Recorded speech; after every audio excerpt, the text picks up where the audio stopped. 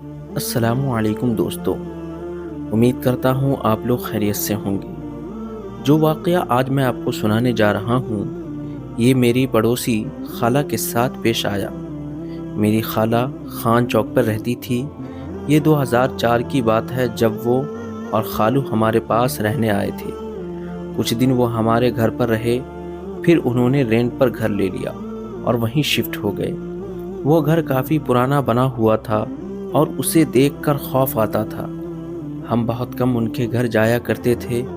School سے آ کر tuition چلے جاتے، گھر رہنے اور کہیں جانے کا ٹائم ہی نہیں ملتا تھا۔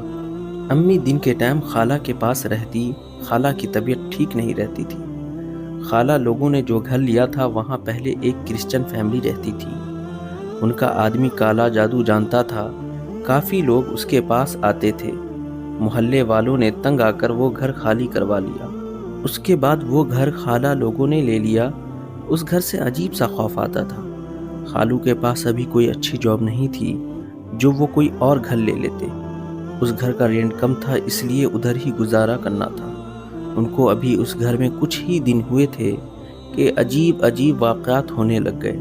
کبھی دیوار پہ خون لگا ہوتا، کبھی صحن میں گوشت کے ٹکڑے پڑے ہوتے، کبھی کپڑوں پہ کٹ لگے ہوتے، تو کبھی گھر سے چیزیں گم ہو جاتی تھی۔ خالہ جب خالو کو بتاتی، وہ کہتے وہم ہے تمہارا اور کچھ نہیں۔ وہ ان باتوں کو نہیں مانتے تھے۔ وقت ایسے ہی گزرتا گیا۔ خالہ کے گھر بیٹا پیدا ہوا۔ ہم سب ہسپتال دیکھنے گئے۔ میری امی نے خالہ کو کہا تم ہماری طرف آ جاؤ، کچھ دن ہمارے ہاں رہ لینا، پھر چلی جانا۔ لیکن خالو نہ مانے اور اپنے گھر چلے گئے۔ دن کے ٹائم ہم اور امی ان کی طرف رہتے، رات کو جب خالو آ جاتے تو ہم اپنے گھر آ جایا کرتے تھے۔ میرے پاپا تب سعودیہ میں جاب کرتے تھے۔ گھر پہ ہم بچے اور امی ہوتے تھے، اس لیے امی خالہ کی طرف زیادہ تر رہتی تھی۔ بچہ 3 دن کا تھا، سردیوں کے دن تھے، دسمبر کا مہینہ تھا۔ سب لوگ جلدی کھانا کھا کر بستر میں لیٹ جایا کرتے تھے۔ ہمیں ابھی اسکول میں چھٹیاں تھیں۔ ہم شام کو گھر آ گئے۔ خالہ لوگ بھی کھانا کھا کر سو گئیں۔ رات کو خالہ کے آنکھ بچے کے رونے سے کھل گئی۔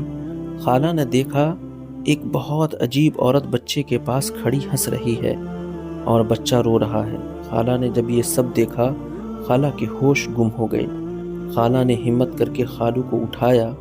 خالو نے جب اس عورت کو دیکھا جو ان کو دیکھ کر ہنسی جا رہی تھی، خالو نے اونچی آواز سے سورہ ناس پڑھنا شروع کر دی اور وہ عورت غائب ہو گئی۔ خالہ نے ٹائم دیکھا تو اذان ہونے میں 20 منٹ باقی تھے۔ خالہ لوگ جاگتے رہے۔ صبح خالہ لوگ ہماری طرف آ گئے۔ ادھر آ کر بھی خالہ کو وہ عورت نظر آتی تھی۔ امی ہمیں نہ بتاتی کہ گھر میں کیا ہو رہا ہے تاکہ ہم ڈر نہ جائے۔ میری امی ساری رات خالہ کے ساتھ جاگتی رہتی تھی۔ خالو نے ایک جاننے والے سے بات کی۔ اس نے ایک آدمی کا بتایا جو روحانی علاج کرتا تھا۔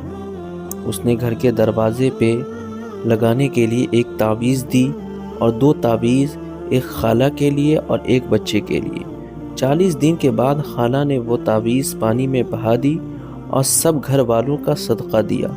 پتہ نہیں وہ کون تھی اور کیا چاہتی تھی۔ اس کے بعد خالہ نے وہ گھر چھوڑ دیا۔ آج بھی خالہ کو ہم تنگ کرتے ہیں کہ اتنی بڑی ہو کہ آپ ڈر گئی تھی، لیکن یہ وہ جانتی ہیں کہ ان پہ اس ٹائم کیا گزری تھی۔